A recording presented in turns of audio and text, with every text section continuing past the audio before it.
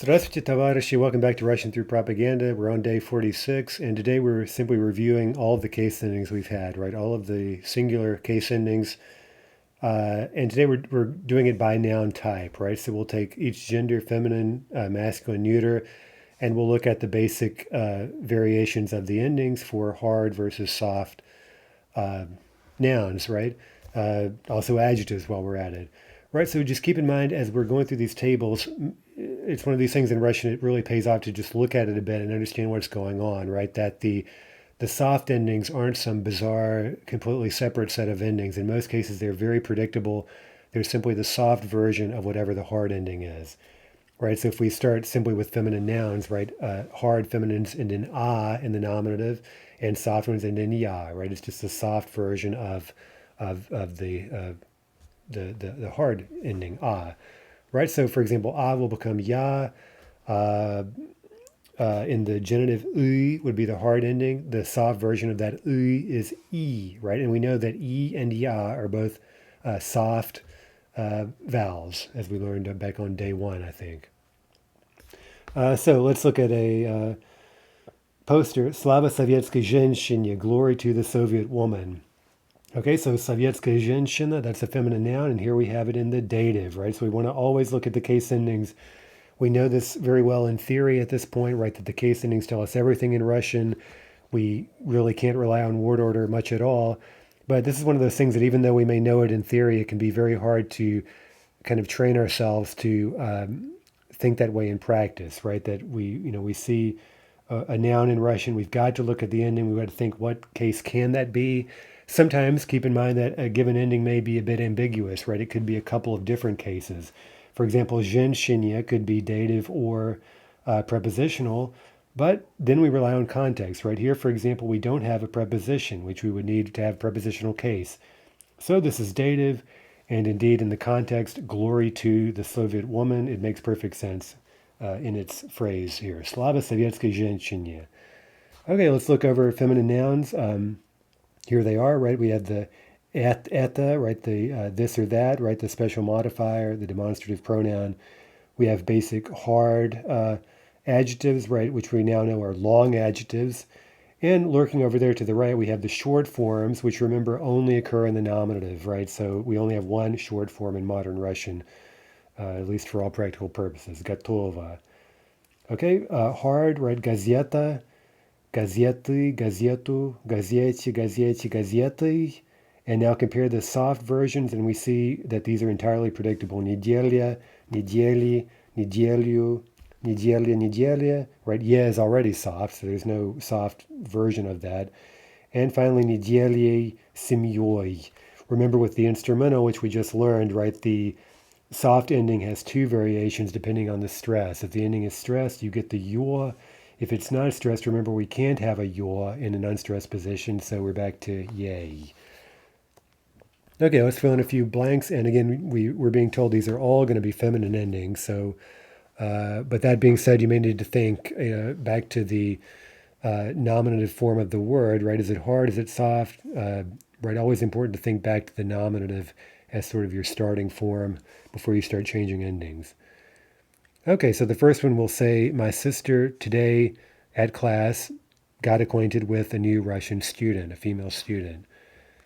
Okay, so we've got to look at context, obviously. The first phrase here, my sister, is going to be the subject, right? And we just know that kind of based on context.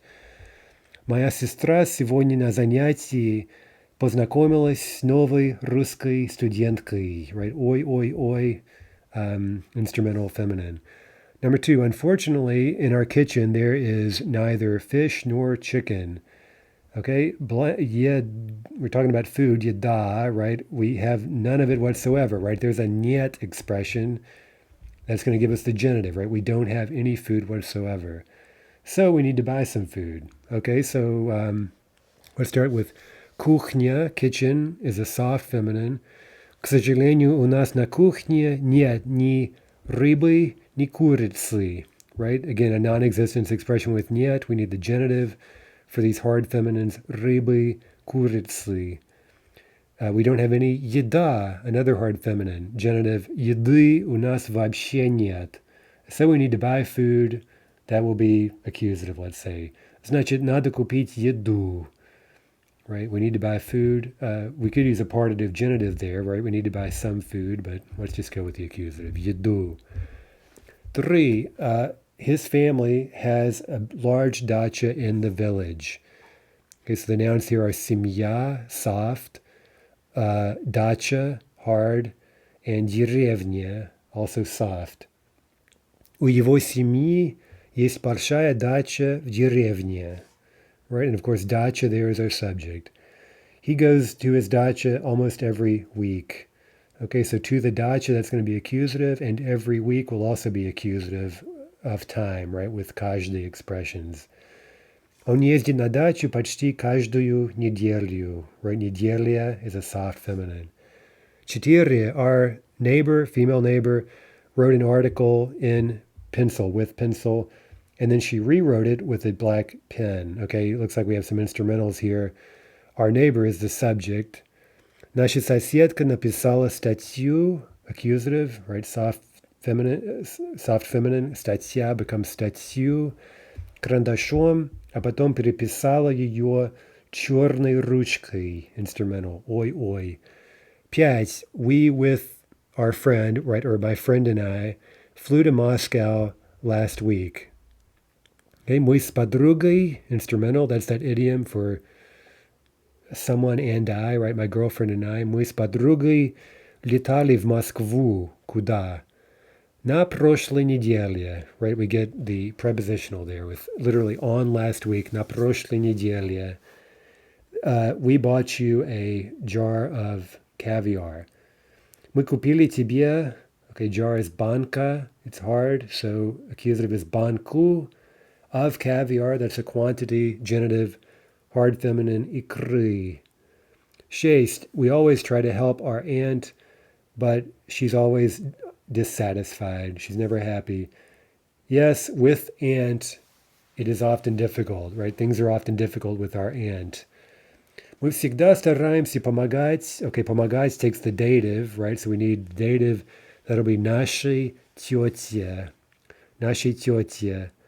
Но она всегда недовольна. Okay, there's a soft adjective, right? Remember, we don't have a lot of those, but we've seen the major ones already, right? The ones that are used all the time in their short form. Она всегда недовольна. Да, с тетей бывает трудно. 7, a week from now, accusative that'll be, this student will read a Russian newspaper in the original. Через неделю, эта студентка, that's our subject, будет читать, accusative, русскую газету в оригинале. Газета, a hard feminine noun. 8, he's interested in literature, or he is interested by literature. We're going to get instrumental there, remember. Literature about the Second World War and about the blockade of Leningrad. Okay, those are going to be prepositional endings after о. They are interested. Они интересуются литературой, instrumental, о Второй мировой войне и о блокаде Ленинграда. Right, so война and блокада are hard feminine nouns. Okay, a very common saying, собака лает, а караван идет. The dog barks while the caravan moves on. Russians say that a lot. You may have heard that in other languages. As far as I know, that's an Arabic saying, which makes sense given the caravan here. I actually was reading just the other day a French novel, and they used the same thing there, and they said, yeah, that's an Arabic proverb. So anyway, it's said all the time in Russia. It means basically people can bark and make a bunch of noise and complain and whatever, but the show goes on, right? And they're powerless to stop it. Okay, another poster, again, the same idea, glory to, right? So we're getting the dative again, but now with masculine nouns. Slava voinu победителю, right? Glory to the warrior, victor. So we have this kind of funny compound hyphenated noun here. Voin is a hard masculine noun, warrior. Победитель, conqueror, or victor, is a soft masculine, right? So we see u, you are the two dative noun endings for the masculine, also for the neuter, by the way. Okay, so look over the table here. Not much to say about it. Note again that the soft endings are merely the soft versions of the hard endings. So they're entirely predictable. And again, notice how in the instrumental we have two soft variants depending on stress issues, right? Okay, so let's apply now some masculine endings. Now, remember that if we have a masculine in the nominative, then it will usually not have any ending, right? Okay, mom bought a new physics textbook for her son. He wants to become a famous physicist. Мама купила новый учебник по физике для сына, right? Для сына, genitive. He wants to become a famous physicist. That's going to be instrumental, right, with becoming. Он хочет стать известным физиком, hard masculine. Dva, behind the building in which I live, or lived when I studied in Petersburg, there was a big, beautiful park. Okay, now note already that park is going to be our subject at the very end of the sentence. Behind the house or behind the building, за домом, in which, в котором, right, prepositional adjective, я жил, когда учился в Петербурге, prepositional, был, and now we get our nominative subject, большой красивый парк. 3, we with dad, meaning, right, my father and I walked around the museum for an entire hour. Okay, so the entire hour, that's going to be accusative of time. And then we strolled for a long time around the city. Okay, remember, po is taking the dative always. Well, not always in Russian, but in these expressions we've been using so far. Мы с отцом целый час ходили по музею, а потом долго гуляли по городу. Right, so музею, that's a soft masculine, город, hard masculine. Finally, we set off for the theater. Куда, accusative. Наконец пошли в театр. 4, we wanted to head for home, right? Поехать домой, set off by vehicle for home from the theater on a bus, but there wasn't a single bus, right? So non-existence, it's going to require the genitive. So we set off on foot. Мы хотели поехать домой из театра, genitive, на автобусе, prepositional, но не было ни одного автобуса. There wasn't a single bus, right? Genitive. Не было ни одного автобуса. Мы пошли пешком. 5, why did you get interested in Russian? Or we could say, why did you become interested by the Russian language, right? Again, instrumental with this passive verb. Why does such a difficult language please you, right? That again, that another tricky verb, nravится plus the dative, right? And the thing we like is going to be the subject of that verb. Почему вы заинтересовались, instrumental, русским языком? Почему вам нравится такой трудный язык, right? And that's our subject, такой трудный язык, such a hard language is pleasing to you. 6, I sold a puppy. Okay, and then something about an old friend. Okay, we presume we sold the puppy to the old friend, right, based on context. That's going to be dative. A month ago, accusative. A year from now, I'll buy a new one. Okay, of course, щенок is animate, so we have to be careful with the accusative. It's going to look like a genitive form. Я продал щенка старому другу. Right, щенка, accusative, старому другу, dative, месяц назад, accusative, а через год, accusative, я куплю нового. Okay, now I'll buy a new one. Now remember, that's referring back to a puppy. So even though we don't repeat the noun щенок or щенка in the accusative, we keep the accusative case. And because it's animate, all those forms are going to look like genitives. That's why we end up with я куплю нового. 7, what do you like better? Sorry, I misread that at first. Что больше нравится blank? So what more pleases your acquaintance? Okay, so we're dealing with masculine here. We're going to assume it's a male acquaintance. Remember, знакомый is adjectival, right? So what does your acquaintance like better? To take the bus or to take a streetcar, right? Что больше нравится вашему знакомому? Right, so both adjectival endings there in the dative. Ездить на автобусе или на трамвае. Okay, so na there with vehicles taking the prepositional. Восемь, we don't have a dictionary. Okay, let's think. Словарь is soft. We need genitive with нет. У нас здесь нет словаря. We don't have a dictionary here. Мы не можем читать этот текст без словаря. We can't read this text without a dictionary. But with the dictionary, we can. А со словарем можно. Со словарем можно. Okay, let's look quickly at a few masculine nouns that take feminine endings. So remember, we've seen quite a few of these. There are quite a few in Russian, but they are a bit odd, right? That in the sense that they are masculine nouns, they refer to males, but they have feminine endings. Right, so the nouns themselves are going to show feminine, but everything else about them, including adjectives and verbs that go with these, are going to be masculine because the words are masculine. Okay, so this is our new colleague. Это наш новый коллега. Right, a male colleague. Он из России.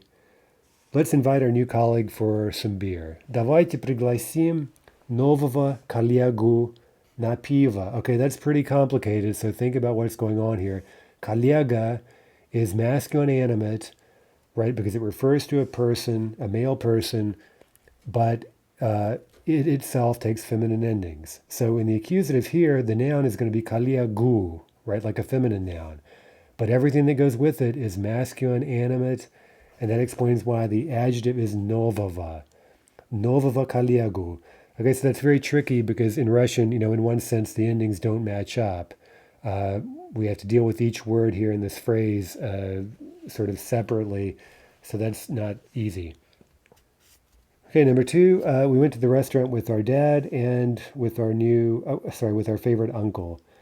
Мы ходили в ресторан с, okay, so we need instrumentals here, с папой и с нашим любимым дядей. Right, so дядей, feminine ending, but uncle is masculine animate, etc. So we get с нашим любимым дядей.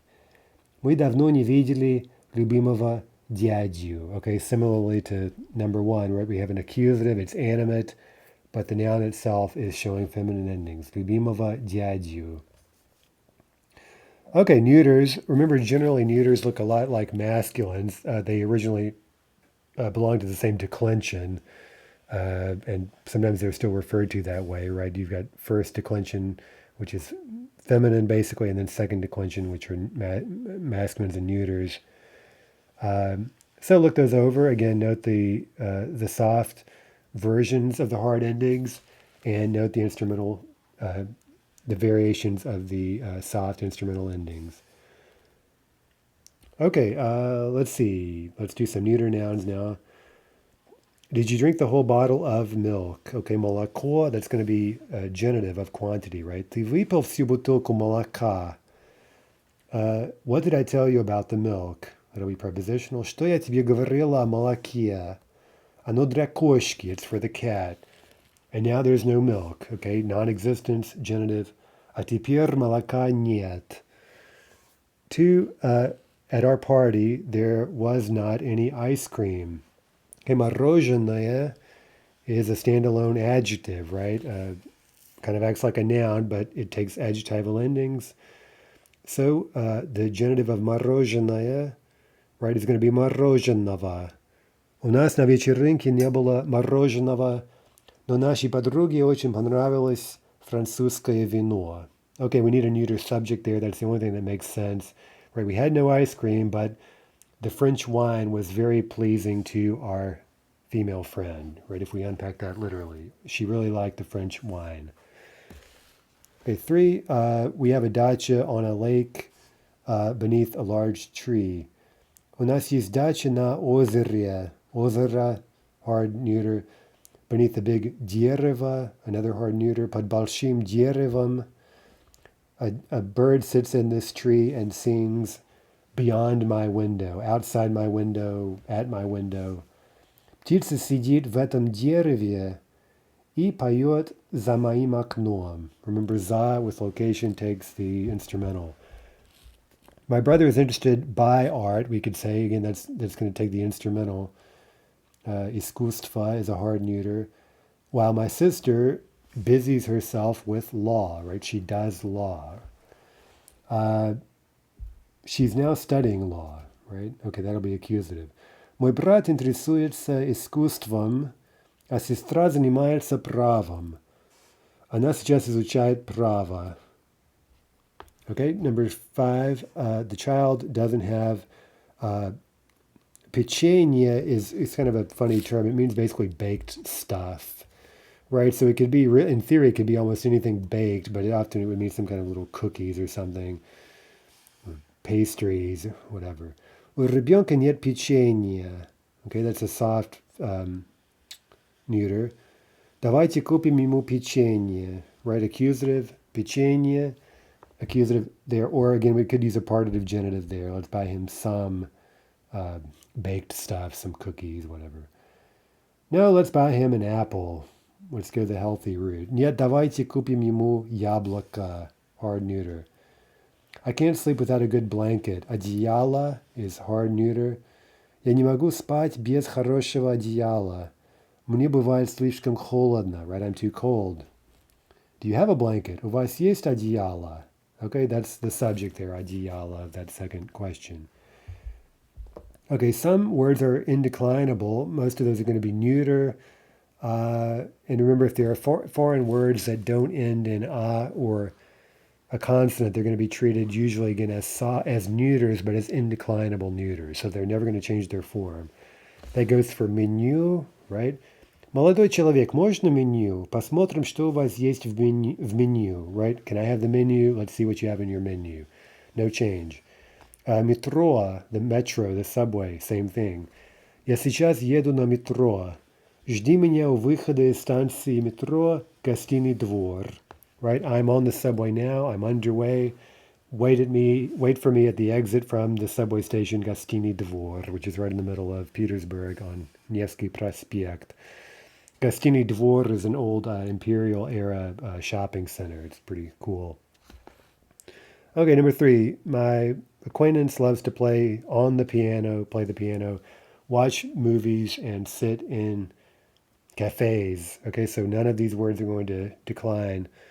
Мой знакомый любит играть на пианино, смотреть кино и сидеть в кафе.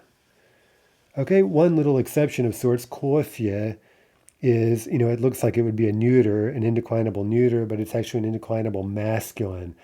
Now, some Russians these days, you may hear it treated as a neuter, and that's considered generally substandard, right? Not quite correct, but again, you may have differing opinions on whether that's allowable or permissible or not, but we're going to, for grammar's sake, we're going to consider it a masculine noun. Наша тетя очень любит кофе. Она всегда сидит в кафе с чашкой кофе.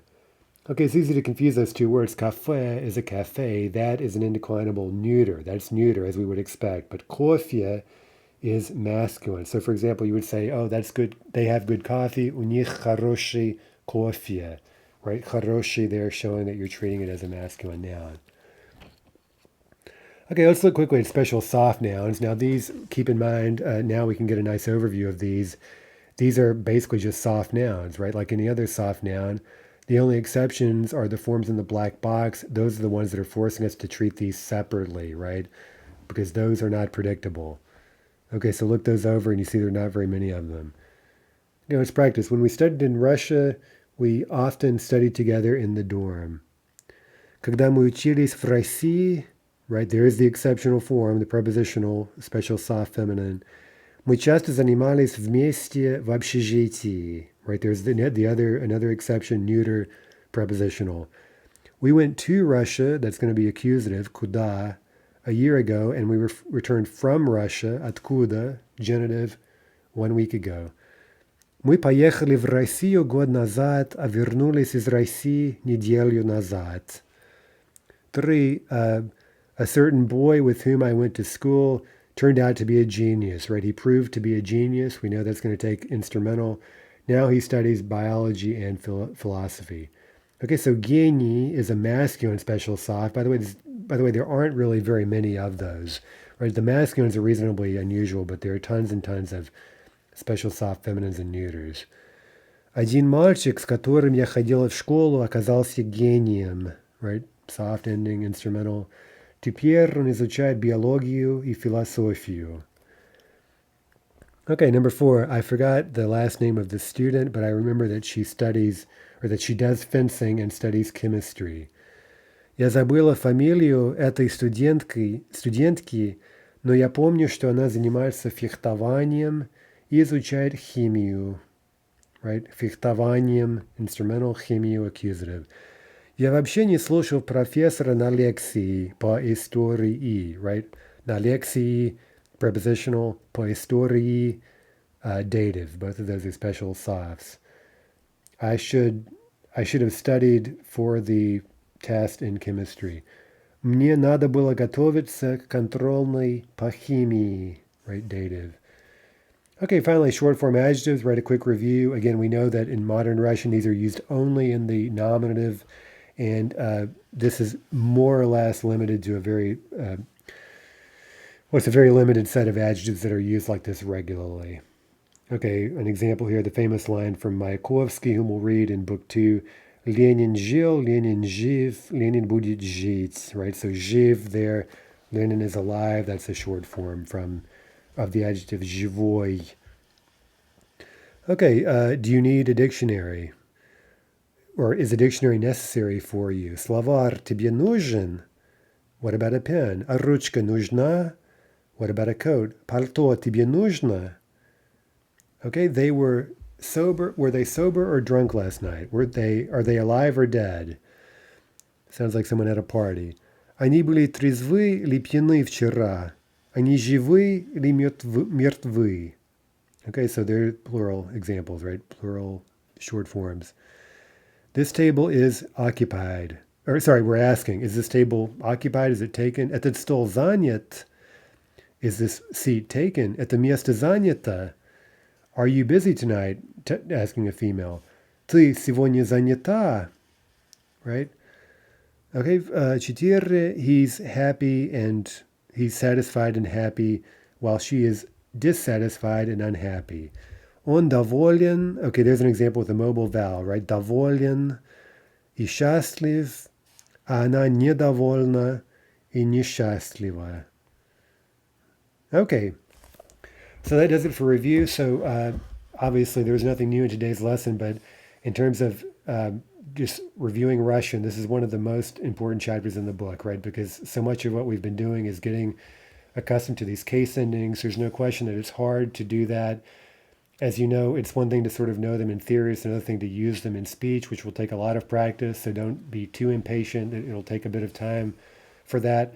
But again, for now, we want to really be sure we have these under our belt and are comfortable with them. And we'll look forward to Book 2 when we'll add the plural endings, and then we'll be done finally with these notorious case endings. Okay, speaking of which, tomorrow we'll learn how to decline names. Names are essentially nouns, but they sometimes behave a little bit oddly or unexpectedly. So anyway, until next time, до свидания, товарищи.